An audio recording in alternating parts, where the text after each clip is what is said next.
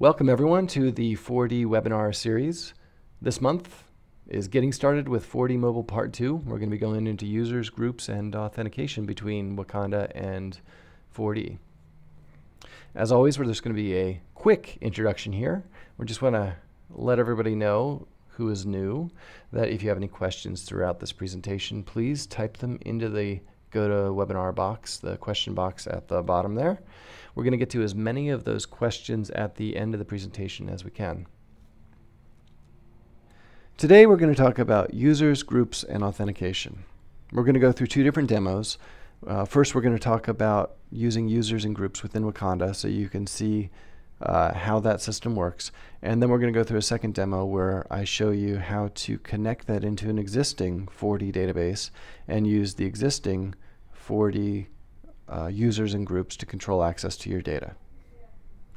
Before we get into the demos, I want to talk about an important concept about clients, servers, access to data, and how to keep it secure. In building a 4D application, whether it's client server or not, your code is controlling access to the data in most cases. Just because the data is sitting on the client doesn't mean the user is able to access it in any way until your code allows them access, and you can check whether the user has the permissions before you do that. When we start using web technologies, and specifically when you expose your data through a REST API, through REST services, which is how the Wakanda package will pull data from the Wakanda server into the web browser. When you start using this REST API, you're exposing your data to anyone on your network. So you can't simply use code to control access to who can see or modify any particular table, or in Wakanda's terminology, the data class. You need to control access to that data at the lowest level where the REST API is working, which is at the data class level. The REST API essentially gives any client full access to queries and to writing and reading your data. So what we're going to do is I'm going to show you the way we work with this in Wakanda by setting up permissions for each data class. And that way, before any client, whether it's your web app or some other client on the network, attempts to access the REST API, it will have to authenticate to get access to that particular data class. Okay, for our first demo, I'm going to pull up the Wakanda Enterprise Studio. And we're going to take a look at this solution here.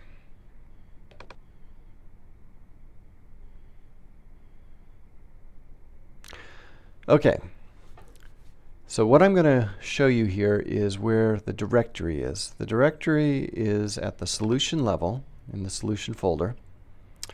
And when we double click on that, this is where we're going to take a look at our users and groups for this project, for this solution. Now I've set up two users here, a admin user and a manager. And over to the right, you can see the properties, just basic login name, full name, password, and down at the bottom is where they are assigned to the various groups. So we have 4 groups set up here. Specifically, we're going to be using the management group and the administration group. So the admin is a part of the administration group, manager part of the manager group. You can also do this through the groups interface, where you can look at each group and see who is in that and add them as you see fit. Next, we're going to go to the solution settings. So I'm going to double click here. And in the settings, you'll find the authentication type. Now, there are 3 different kinds of authentication listed under here. There's basic, digest, and custom. Basic and digest are the same sort of authentication that you do with any other web server, where the web browser will present the web browser's dialog box for entering the username and password. Basic will send the password completely in the clear, and digest will encode it somewhat In both cases, it is not the most secure way to deal with authentication in Wakanda. We recommend always using the custom authentication. This will use Wakanda's widget and control authentication through the web apps interface. It'll present a web app dialog box, and it is the most secure way to authenticate using Wakanda. I'm going to include some links in the thank you email today about Wakanda's authentication system, and specifically anybody who's interested in learning why they should be using custom over basic and digest. This is going to give you all the information you need to understand the security in Wakanda and why custom really is the one authentication type we should be using. Okay, now we're going to take a look at our model. This is a very simple example so that we can keep it clear. We only have one data class in here, one table that we're working with. Now, when you click on this, over to the right, you can see the properties of the data class. The part that's important to us right now is down here at class permissions. As you can see, anybody in the management group has access to read, update, or remove data from this data class. However, only administrators have access to be able to create new data. So to demonstrate this, I am going to go and I'm going to add a new page to our project.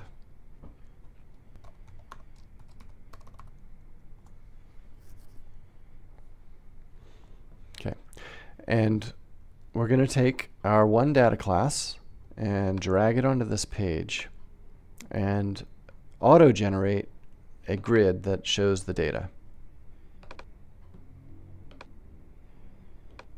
Let me just make it a little larger here so that we'll be able to see some of that.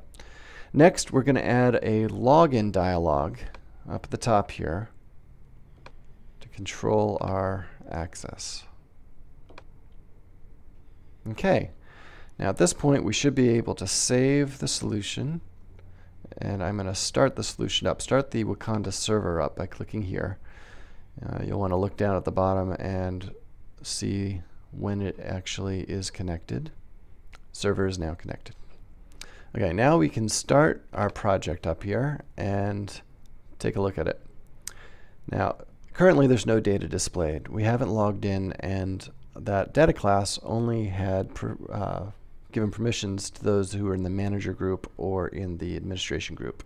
We didn't give access to anybody else. So we've got to log in as one of those two. I'm going to click the login button here and log in as a manager.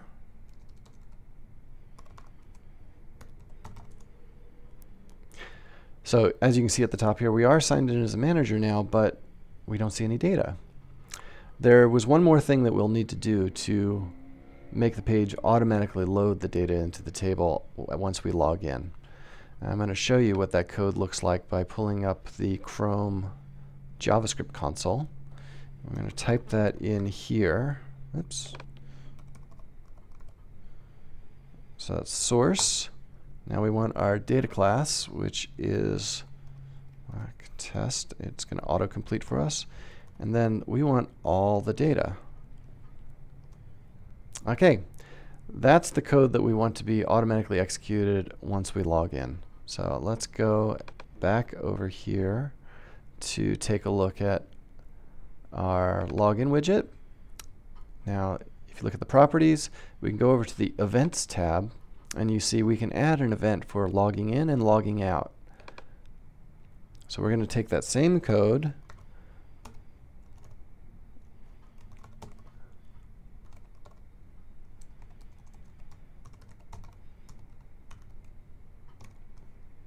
and add that in here and back to our page and add that for logout as well.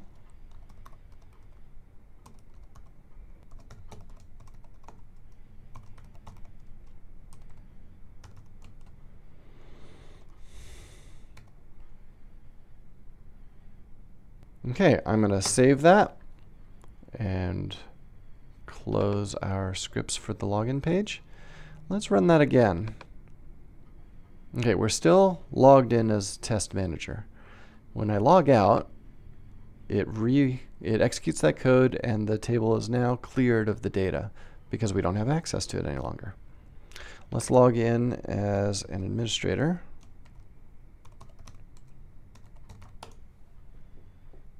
Okay. Now, if we want to add some data, we should have access to do that.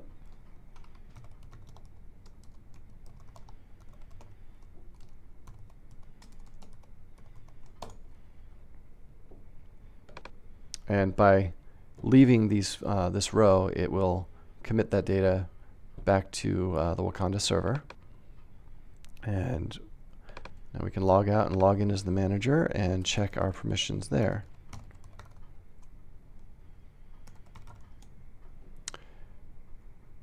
Now, a manager can delete data,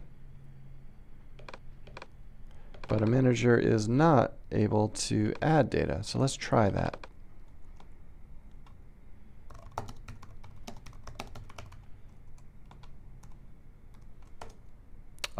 When I hit return and move to the next line, we got an error.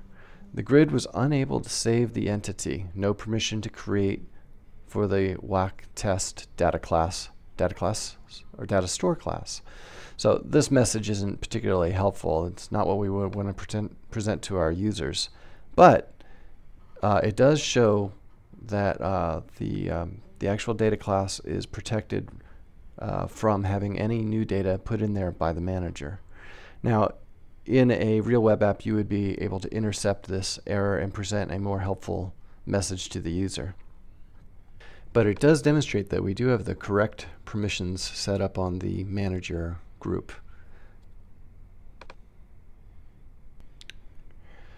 Last webinar, we were using the 4D mobile extension to connect Wakanda and 4D so we could work with the 4D data and build a web app that uses it.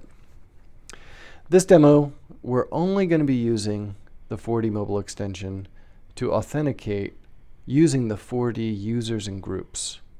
Our tiny little start of a web app is going to still use the data that's within the Wakanda database, but we're going through the 4D mobile extension and asking 4D if this user belongs to a particular group. Now, to do this, let me show you the 4D mobile database first. So we're going to start this up. We are going to open our little database here. And let me show you as administrator. Inside our database, we have these two users, 4D admin, 4D manager. And we've given them, the admin, the administration group. We've given the manager group. And as you're familiar with, we can look at it through this interface as well. Okay, so we've given these users very similar setup to what we had for our Wakanda admin and our Wakanda manager. Now we're going to go back to the Wakanda studio, and we need to set up several files in order to create this connection. The first file we need to set up is called model.js. Okay, we're going to set up this new JavaScript file and call it model.js. Inside that file, we need to put this snippet of code. It's model.merge outside catalog. This is what we saw last week. And we're running on the local host. And we're doing this through the designer user. And everything else should be familiar from last week. So let me save that file. Now, when we go into our model, you can see these are the tables brought in from 4D over to Wakanda. These tables you saw in the webinar last week, there's one additional table that we've added. Let me go back over to 4D and show you our model.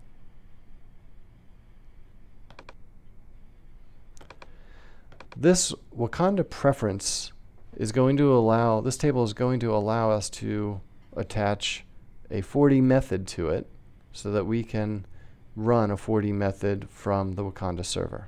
And I'll show you that in just a little bit.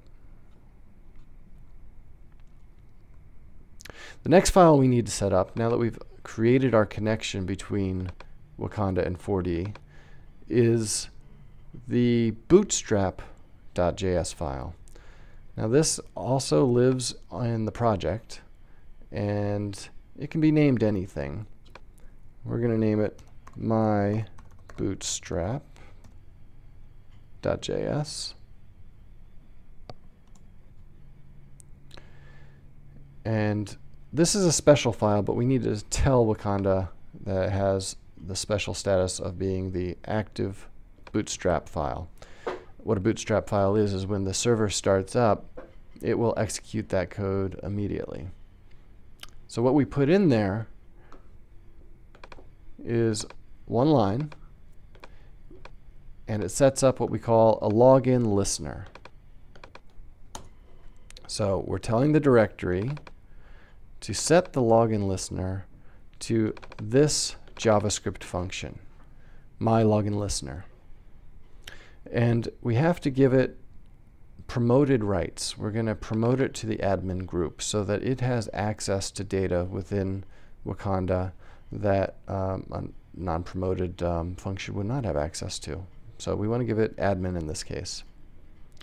So we need to go look at what this login listener is, and we need to figure out where we put that. So first we did our model.js file. Now we've done our mybootstrap.js file. So my bootstrap.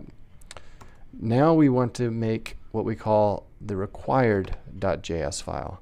This file lives in the solution folder, and its name is very important. Let's go ahead and oops, put that here. It has to be required.js. Here is where we're going to put the JavaScript function that we referred to in the Bootstrap file. And we've made the myLoginListener function here. What this function takes is the username and password. These are the default parameters that a login listener function needs to accept.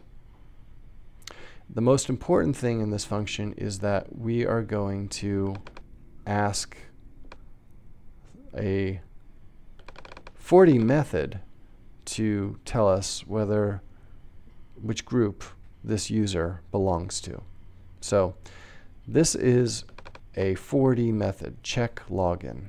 We're going to go over to 4D and we're going to take a look at that. The way it's called is through ds data store dot Wakanda preferences. This was the table in Wakanda that we're attaching the 4D method to.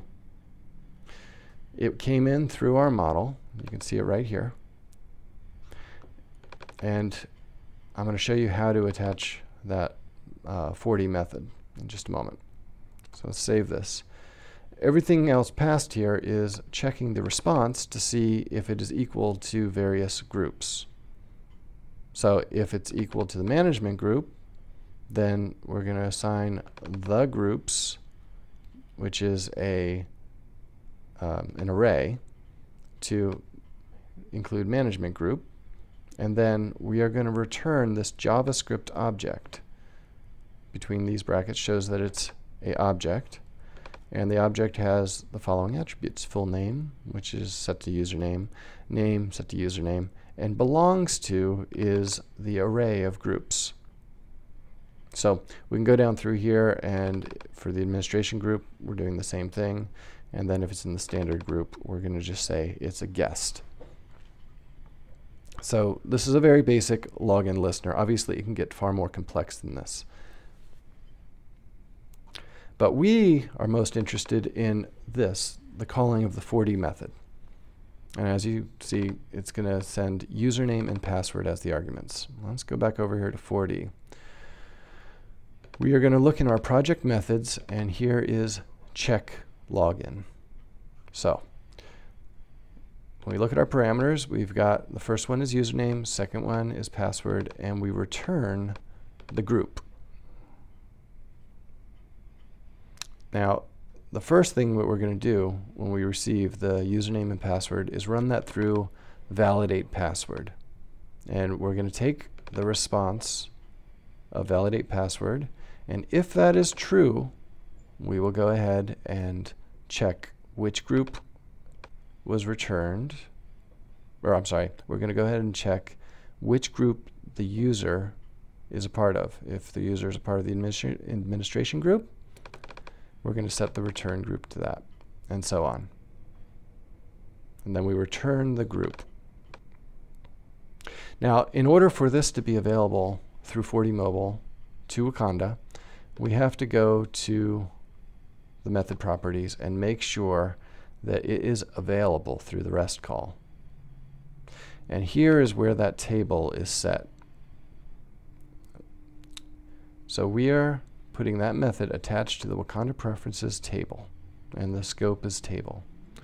That gives us the access through DS Wakanda preferences check login.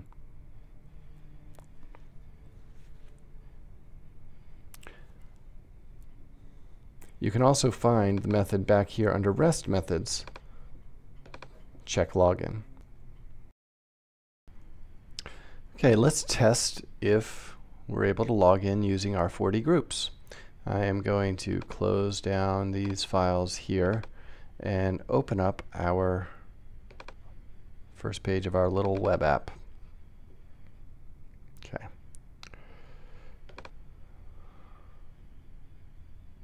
So it's starting the enterprise server. You can see that going on down here. And here we are. We're going to click login. Remember our new manager is 4D manager. And there we are. We're able to access our data. It says we're signed in as 4D manager. Now, we're still using the permissions that we set up using Wakanda's model. So remember, we still have these permissions set up according to these groups. We're getting the group from 4D, but we're setting the permissions in Wakanda. So this has the same permissions as our previous WAC manager. So let's see. We won't be able to create data. There we go. We got our error saying that it is unable to create the data in the database. But if we log out and log in under our 4D admin,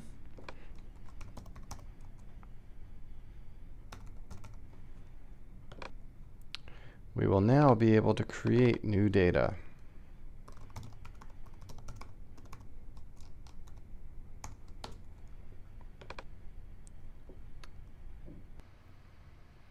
Okay, we are going to get into the question and answers in just a moment, and we'll have to switch over to the big microphone so you can hear all of us. But before we get into that, I just want to make one quick announcement, which is we have announced the post class for the 4D Summit 2014 is going to be taught by 4D's founder and CTO, Laurent Verbardier. He is going to be talking about 4D Mobile, extending your 4D apps to the web and mobile. He will be going into some of the things we've touched on in the last two webinars and going into much more depth.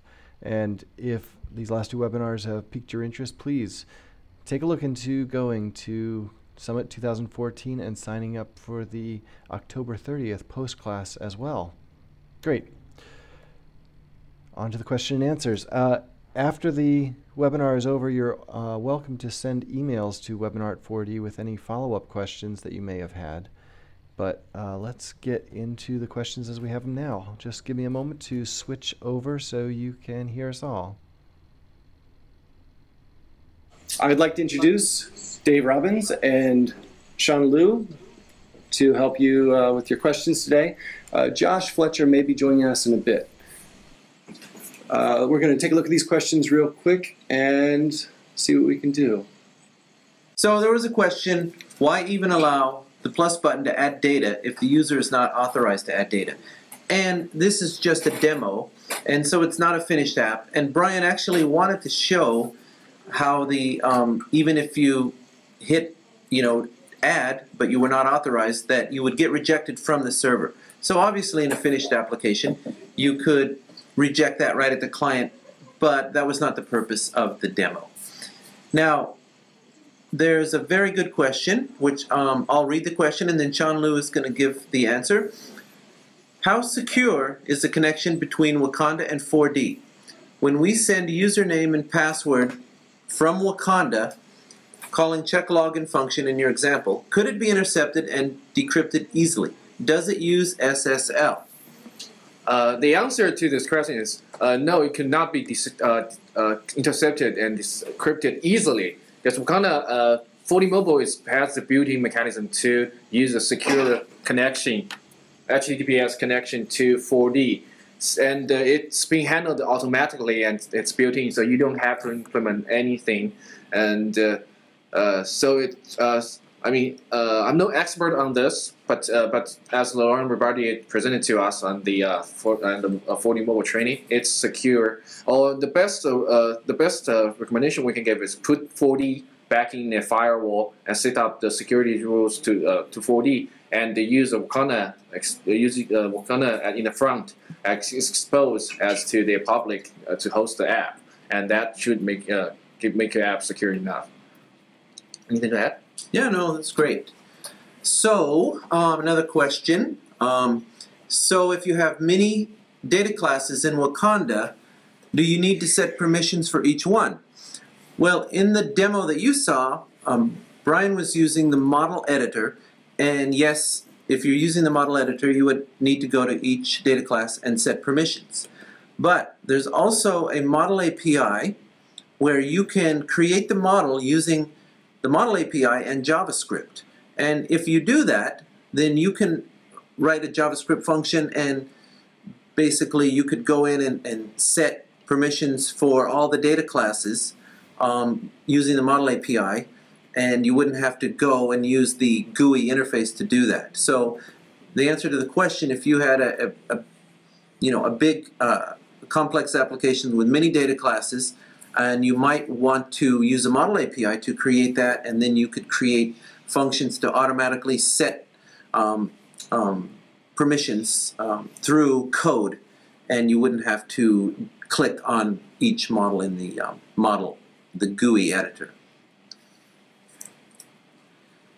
So we're looking at the questions. There's not many questions. I think Brian's example was so clear that everybody understood it. Oh, here's one. Somebody is asking a question, I can simple import data from 4D to Wakanda data store class. And yes, you can write an import for Wakanda data classes. So you could do that. You could export your data from 4D and write an import using JavaScript on the server to import into your data classes. There's a DS API. There's a file API on the Wakanda server that allows you to read in files, and there's an API for accessing your data classes on the server. So that would be the way you do that, and people have done that. There's some examples out on the forum. So there's not many questions left. Brian, do you see any other questions? Did we answer this? Oh yeah, there's a question, is there an automatic timeout logout available? And I think on the add outside catalog, there's a default timeout of, is it 1 hour? I'd have to go check the docs. I think the default might be 1 hour. Now you can change that, you can set that yourself, and I think on Wakanda Session Management there is a default timeout, and you can check the docs. I think it might be an hour, but you can change it.